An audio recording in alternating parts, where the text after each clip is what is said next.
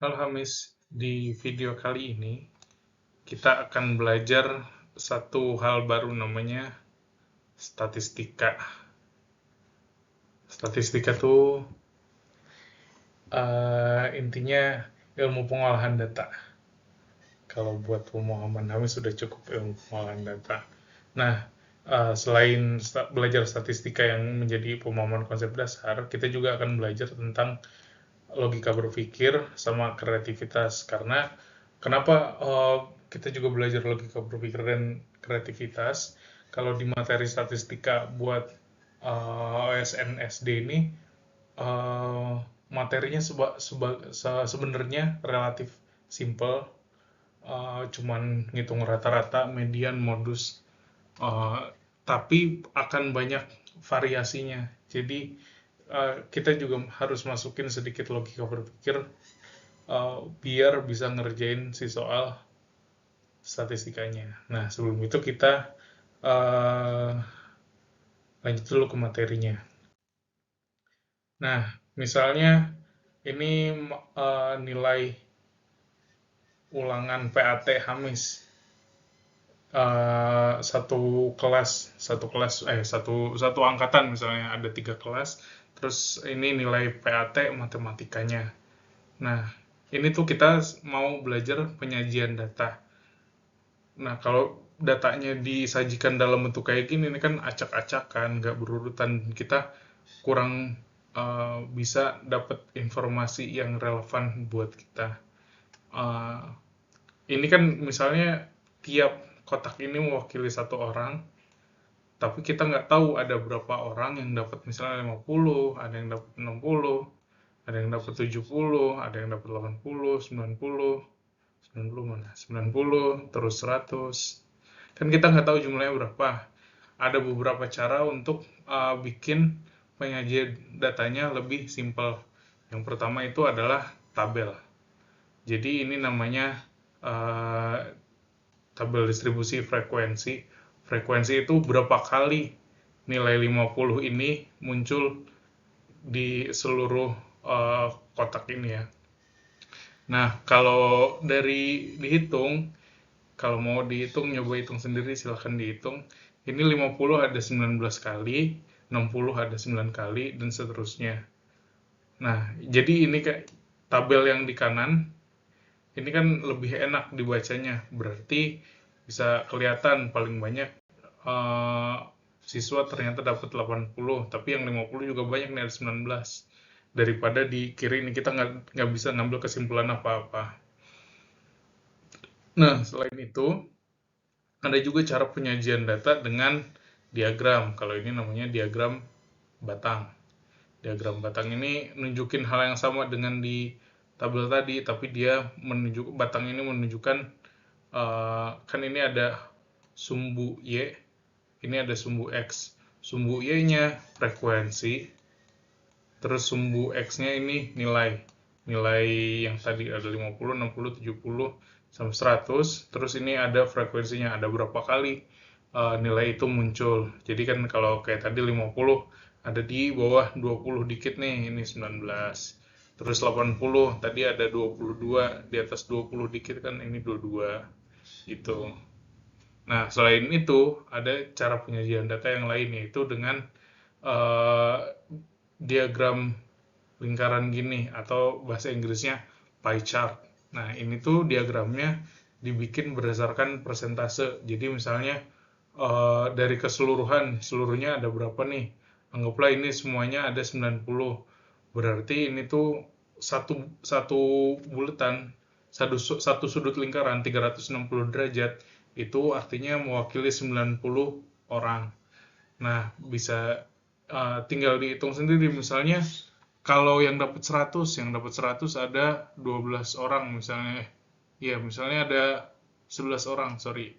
Ada 11 orang. Kalau 11 orang dikali 11 orang dibagi 90, karena ini kan perbandingan kan.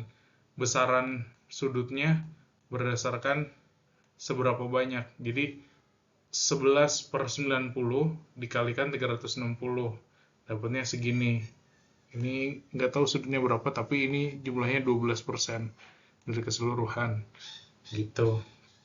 Nah, sebenarnya ada satu lagi cara penyajian data, tapi di data ini nggak relevan, namanya diagram batang. Diagram garis. Ini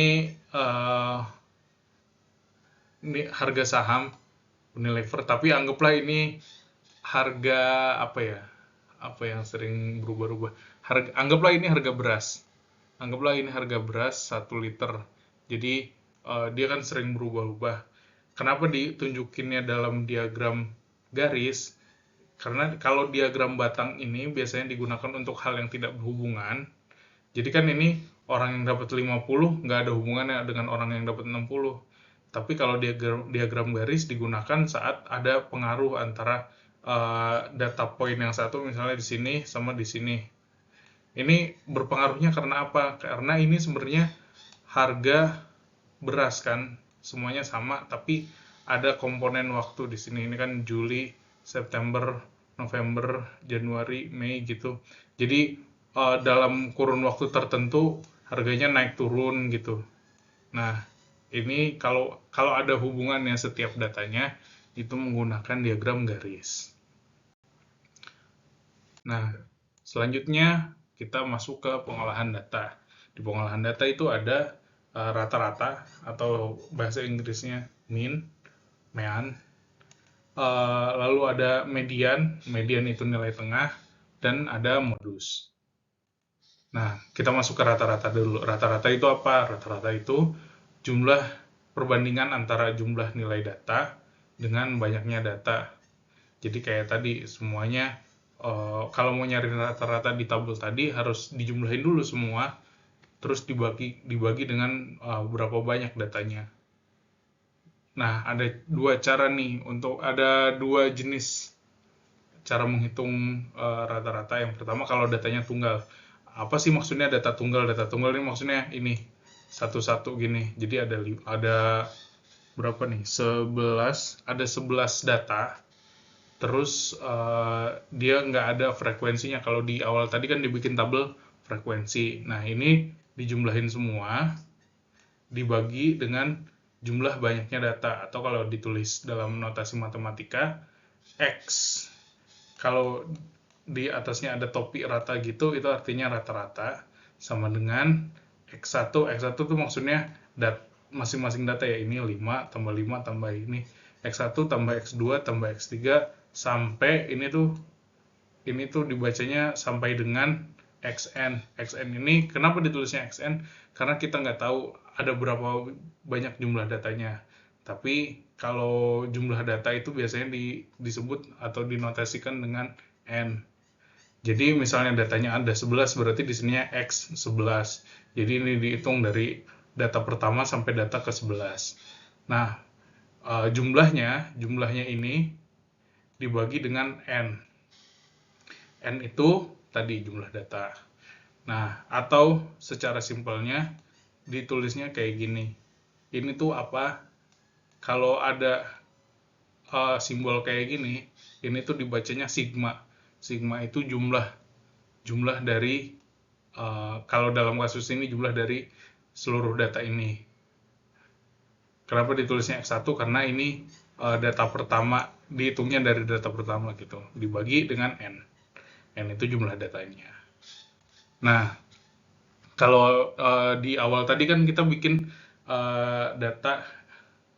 dibikin tabel dengan ada frekuensinya nih kayak gini nih. Nah, kalau data dalam distribusi frekuensi, gimana cara ngitung rata-ratanya? Cara ngitungnya, kemarin kan pas di rumah Hamis, Om pernah ngajarin ininya, dikali dulu semua 50 kali 19, 60 kali 9, bla bla bla bla bla bla. Kalau ditulis dalam notasi matematika, ditulisnya jadi kayak gini, X1 kali F1, ini X1 dikali dengan F1. Jadi terus aja sampai N kayak tadi, sampai ada berapa banyaknya data, 50, 60, 70, 80, 90, 100, ada 6, 1, 2, 3, 4, 5, 6. Bener nggak sih? 1, 2, 3, 4, 5, 6. Ya, ada 6 data. berarti ininya sampai ke 6 kan. Terus dibagi dengan bukan jumlah data, yang di sini, tapi dibagi dengan F. F itu frekuensi kan. Jadi jumlah frekuensinya, ininya ditambahin semua. Jadi jumlah ini kali ini dibagi seluruhnya dikali dulu terus dijumlah, terus dibagi dengan frekuensinya gitu. Nah, selanjutnya itu ada nilai tengah atau median. Nilai tengah adalah uh, values atau nilai yang ada di tengah-tengah setelah datanya udah diurutin. Misalnya ada data kayak gini nih, yang tadi. Kalau data yang tadi, kan ini udah berurut, berarti kita tinggal nyari yang ada di tengahnya. Kalau ini ada tuh 2, 3, 4, 5, 6, 7, 8, 9, 10, 11. Kalau 11 berarti di tengahnya adalah 7 kan, karena dia data ke 6. Kalau 11 kan dibagi 2 hasilnya 6. Kalau 6 ada 6 kalau 6 ada 6 data di kiri sama di kanan kayak gini, di tengah-tengahnya 7 kan. Berarti dia adalah mediannya. Nah, misalnya kasusnya kayak gini nih. Ada 1, 2, 3, 4, 5, 6, 7, 8, 9, 10, 11, 12. Ada 12 data. Berarti yang di tengah-tengahnya kan bukan satu angka tapi 2 kan. Si 7 sama 8. Ya kan? Nah, kalau 7 sama 8 ini yang di tengah-tengahnya berarti tinggal dibagi 2. Jadi 7 tambah 8 bagi 2 sama dengan 7,5. Nah, si 7,5 ini adalah median dari data yang di sini. Nah, selanjutnya ada modus. Modus itu data yang memiliki frekuensi tertinggi dari seluruh data. Jadi misalnya ada data kayak gini nih. Frekuensinya yang paling tinggi berapa? Kalau 5 kan kalau 5 dia ada 2. Kalau 6 ada 3. Kalau 7 ada 1. 8 itu ada 5. 9 ada 1. 10 ada 1. Nah, kalau frekuensi tertinggi di data ini kan 8. Berarti modusnya itu adalah 8. Gitu. Nah, sebenarnya materinya udah cuman kayak gitu doang, tapi bisa dibolak-balik sedemikian rupa. Mari kita coba ke latihan soal. Sebelum ke latihan soal tentang statistika, kita akan coba latihan soal tentang logika berpikir dulu untuk manasin otaknya. Nah, ini soal pertama.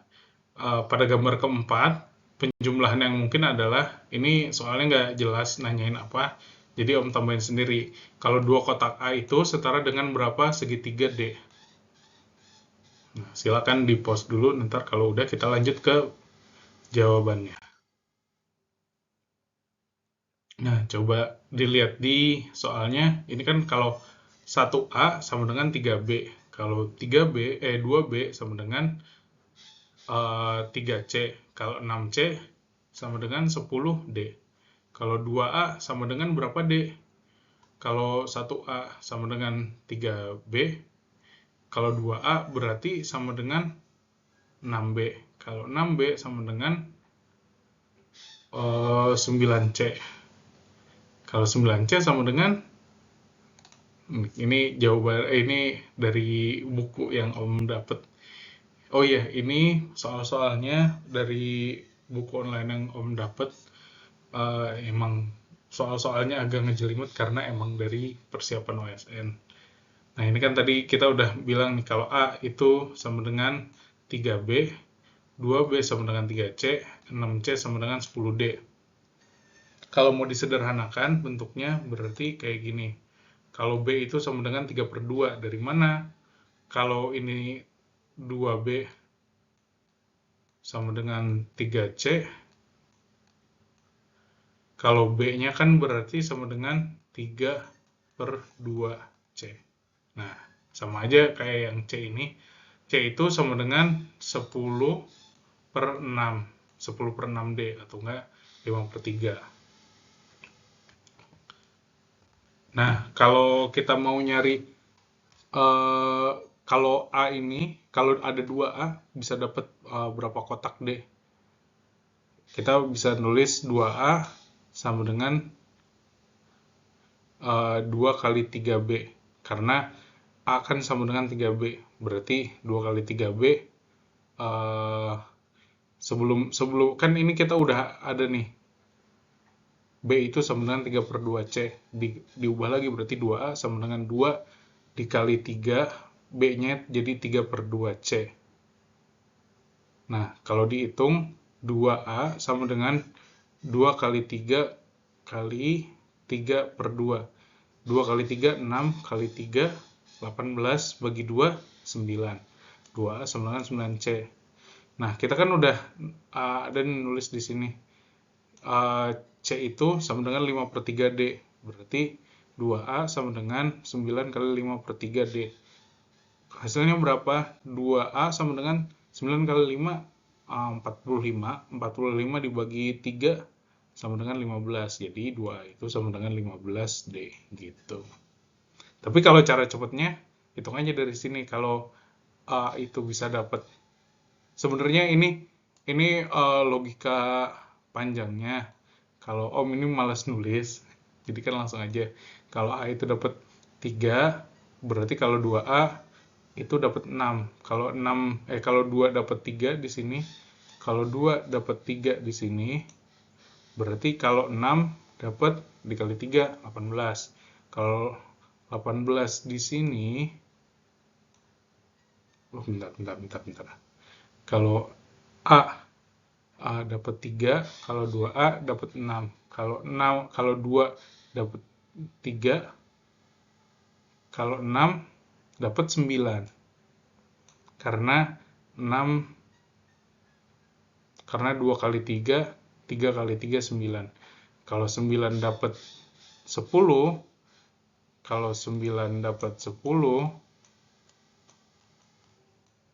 kalau 6 dapatnya berapa? Ini perbandingan setara. Dapatnya 5. Enggak. Enggak. Sorry, salah. Bukan gini. Bukan gini. Salah. Kalau 6 dapat 10, terus kalau 9 dapatnya 15. Kenapa? Kalau 6 kan dapat kalau 6/10 sama dengan 3/5 sama dengan 9/15 perbandingan setara. Nggak tahu Hami sudah belajar atau belum. Harusnya udah, tapi kalau belum nanti kita coba belajar tentang perbandingan setara dan perbandingan terbalik gitu. Nah, selanjutnya ini ada soal jarak dua titik berdekatan pada susunan titik-titik secara vertikal maupun horizontal adalah sama. Jarak setiap titik ini adalah sama. Terus buatlah sebanyak mungkin persegi yang tidak kongruen. Tidak kongruen itu maksudnya kalau ini udah jadi satu persegi, nggak boleh dibikin satu persegi lagi. Nah, kalau ada 12 titik kayak gini, ada berapa jumlah persegi yang ukurannya berbeda? Nah, kalau udah, jawabannya adalah 3. Karena pertama, satu kotak ini, 2 persegi yang di sini, 3 persegi yang di sini. Ini penjelasannya gimana? Ini harus banyak berimajinasi dan kreativitas. Karena kan gimana caranya nyari persegi yang nggak sama ukurannya, paling banyak ada berapa? Jawabannya ada 3. Next, ini soal logika juga. Silakan dicari tahu. Kalau ada 9 huruf A sampai I, terus aturannya seperti ini, gimana susunannya? Nah, kalau udah kita lanjut dulu ya. Nah, caranya biar gampang aja. Jawabannya adalah ini. Gimana cara dapatnya? Jangan langsung bikin kotak gini, tapi tulisin apa? Tapi bikin aja dulu aturan-aturannya.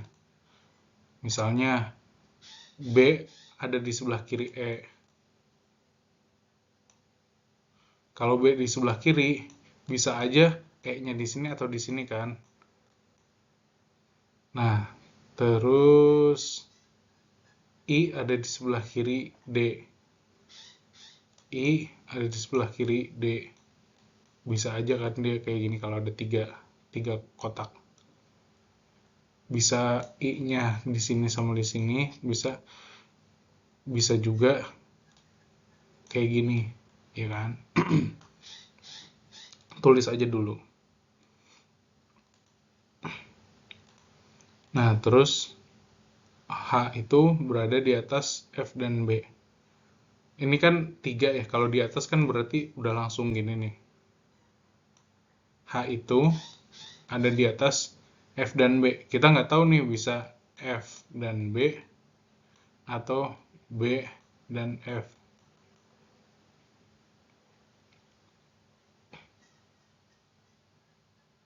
Nah, selanjutnya A itu berada di atas E. Berarti kalau tadi kan udah ada ini nih. Kalau di sini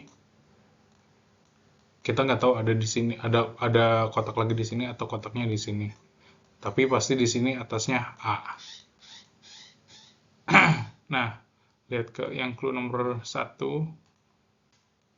G itu berada di atas I dan di sebelah kanan B. G itu berada di atas I dan di sebelah kanan B. Berarti mari kita hapus dulu yang di atas nih, ganggu. Berarti kita bikin kotaknya beneran sekarang. Karena tadi kan udah dibayangin dulu aturannya masing-masing, kita bikin kotaknya dulu sekarang. G itu berada di atas I dan berada di sebelah kanan B. Berarti di sebelah ininya ada di sini kan. Terus tadi E-nya kan nggak dibilang harus langsung di sebelah kanan, di sebelah kirinya persis si B-nya. Berarti bisa gini. Karena ada di atas I, G-nya di atas I dan di sebelah kanan B. Terus C itu di sebelah kanan H dan di atas I. C itu di atas H dan I. Di sebelah kanan, di sebelah kanan H. Ini C, ini H. Tadi kan ada H, F, B ini H, tapi nggak bisa ternyata yang ini kan berarti HBF. HBF. Terus kalau selanjutnya A itu berada di atas E, A-nya di sini. Terus I itu berada di sebelah kiri D, berarti di sininya D. Jadi sama deh, sama kayak itu. Next. Nah, ini kita udah masuk ke ke soal statistika yang tadi. Ini rata-rata pendapatan 4 karyawan di bagian produksi 25.000 per hari, sementara rata-rata pendapatan semua karyawan bagian administrasi 35.000 per hari. Jika rata-rata pendapatan semua karyawan bagian produksi dan administrasi adalah 31.000 per hari, maka banyak karyawan bagian administrasi adalah. Nah, ini perlu logika dan kreativitas, jadi silakan dikerjakan. Kalau udah, pertama, ini jangan kaget ya kalau ntar banyak ngelihat ini.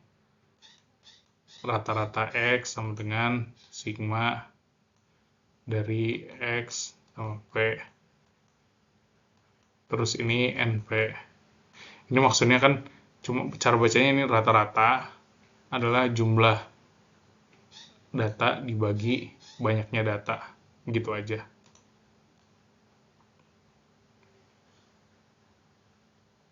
Nah, kalau gitu Coba kita hitung dulu. Kan kita tahu rata-ratanya, terus kita tahu jumlah karyawannya. Tapi kita nggak tahu jumlahnya berapa. Jadi kita tulis aja dulu. Ini kan ada 4 karyawan dan rata-ratanya 25.000 per hari. Jadi ditulis pakai aljabar 25.000 sama dengan jumlah pendapatannya dibagi P. Dibagi 4. Berarti kan ini jumlahnya kita nggak tahu. Jadi 100.000. Kenapa 100.000? Karena di sini kan dibagi 4, kalau disederhanakan biar jumlahnya ada sendiri. 4 di sininya dikali 4 jadi hilang, di sini dikali 4 jadi ada 25.000 kali 100.000 sama dengan 4. Nah, terus kalau di bagian administrasi yang kita tahu apa nih? Cuman rata-ratanya doang, 35.000 doang. Nah, tapi kalau kita mau cari jumlahnya, jumlah pendapatan seluruhnya, belum dibagi sama jumlah orangnya, itu ini kan ada jumlah pekerja administrasi dibikin kayak tadi, tapi karena ini kan kalau ini ada 4 jadi bisa langsung dikaliin jadi 100.000, kali ini 35.000 kali N. Nah, kalau rata-rata jumlah rata-rata karyawan bagian produksi dan administrasi kan, jadi tulisannya ini jumlah pendapatan yang produksi XP, terus ini yang administrasi XA. Jadi jumlah sigma XP ditambah sigma XA sama dengan per dibagi jumlah karyawan produksi ditambah jumlah karyawan administrasi NPNA. Nah, jadi dari semua yang udah dikerjain tadi di sini dimasukin semua angkanya 31.000. 31.000 kan rata-ratanya nih, rata-rata keseluruhan sama dengan 100.000 ditambah 35.000 NA atau jumlah pekerja N aja lah, tambah sama per 4 ditambah N. Nah, ini dipindahin ke ruas kiri jadi 31.000 dikali 4 tambah NA sama dengan 100.000 ditambah 35.000 NA. Ini kalau nemu 31 dalam kurung 4 tambah N, itu bisa dibikin 31 kali 4 ditambah 31 kali N. Jadi kan ini yang dilakukan di sini, 31 kali 4, 124, terus ditambah 31.000 sama dengan 31.000 NA sama dengan 100.000 tambah 35.000 NA. Nah, yang ada N-nya dipindahin semua ke kiri, yang angkanya doang dipindahin ke kanan. Ini jadi kan 31.000 dikurang 35.000 sama dengan 100.000 minus 124.000. Nah, ini minus 4.000 sama dengan minus 24.000. Kalau disederhanakan ini kan dicoret jadi 4.000-nya pindah ke sini, 24 per 4. Ini kan 24 per 4, jadi N-nya 6. Jadi jumlah karyawan bagian administrasi adalah 6. Gitu. Nah, selanjutnya Winan mendapatkan nilai rata-rata dari 3 ulangan matematika yang diikutinya adalah 81. Jadi rata-rata dari 3 ulangan 81. Nilai ulangan pertamanya adalah 85. Terus nilai ulangan ketiganya lebih rendah 4 nilai dari nilai ulangan kedua. Berapa kan nilai ulangan kedua, Winan?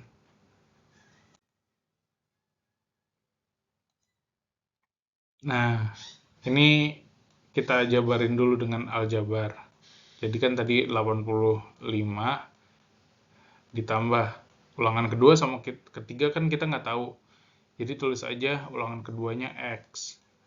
Tapi di informasi soalnya kita tahu si Wina ini ulangan ketiganya lebih rendah 4 poin. Berarti bisa ditulis X minus 4 sama dengan 81, karena 81 itu rata-rata dari ketiganya.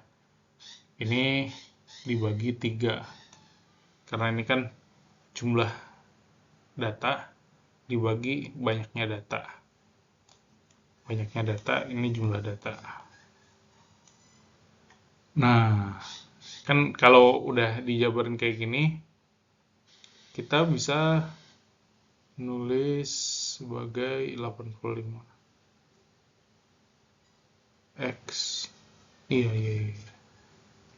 Kenapa kayak gini? Karena X. Jadi kan ini dikeluarin dari kurungnya. Langsung aja karena tambah-tambahan nggak perlu dikaliin atau dibagi.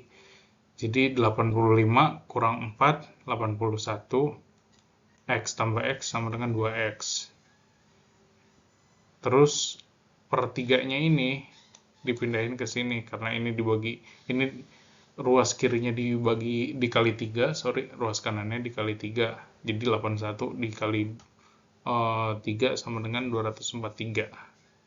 Nah, terus kalau kita isolasi X-nya sendiri nih, jadi 2X sama dengan 243 kurang 81, 2X sama dengan 162. Ini dikurang. Terus kalau X-nya berarti 162 bagi 81 sama dengan 162 dibagi 2 sama dengan 81 gitu.